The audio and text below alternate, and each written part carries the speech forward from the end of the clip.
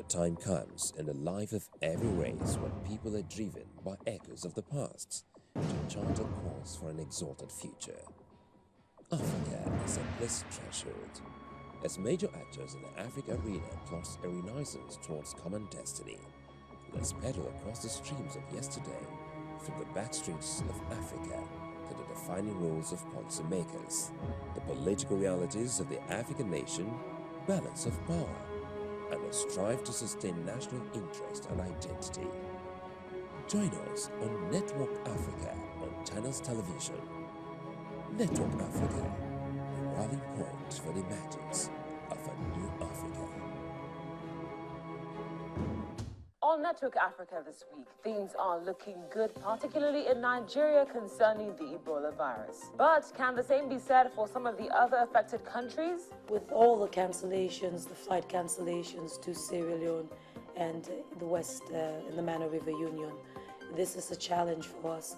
Then South Sudan has got more than a potential humanitarian catastrophe to deal with, as a plane is apparently shot down while doing a routine flight.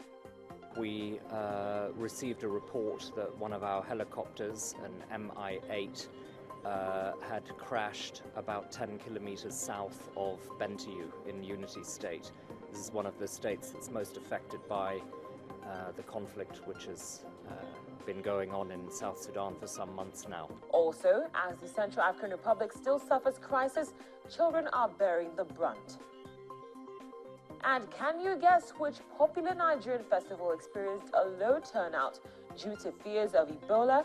We'll tell you on today's program. Because of the virus this year, we've actually experienced low turnover, but we hope that things will pick up next year. But next year, I hope they will find the vaccine for the virus and we'll not experience this again.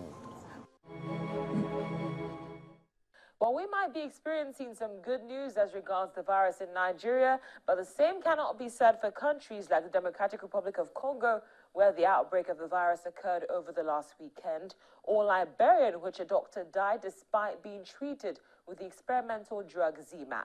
It's rather ironic because that was the same drug used to treat 2 U.S. aid workers who are doing just fine at the moment.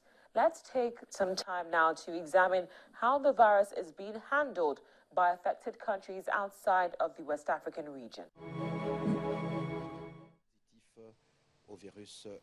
Sad as it may seem, it's a reality, as the Democratic Republic of Congo has declared an Ebola outbreak in its northern Equator province after 2 out of 8 cases tested came back positive.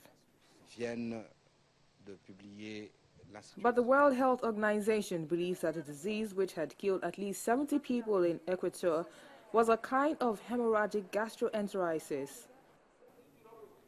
Meanwhile, Sierra Leone's parliament took a huge step on Saturday, August the 23rd, as it has now made harboring Ebola victims a crime, punishable by 2 years in jail, in an attempt to stop the spread. Okay. You can infect so many people, so I'm sure the president thought of that. That is why he decided that if you do home treatment, they will jail you for 2 years.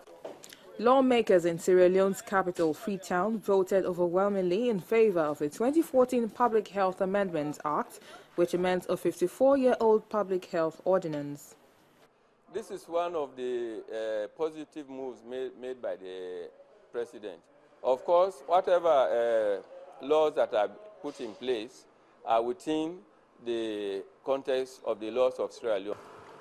Underreporting of Ebola cases has been a problem, particularly in Liberia and Sierra Leone, currently the 2 countries hardest hit by the virus. Fear, stigma and denial have led many families to hide their infected loved ones from health officials.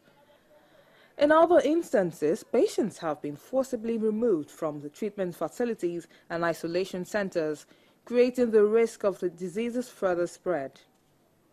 We need to ensure that we enhance contact tracing, and we need to enhance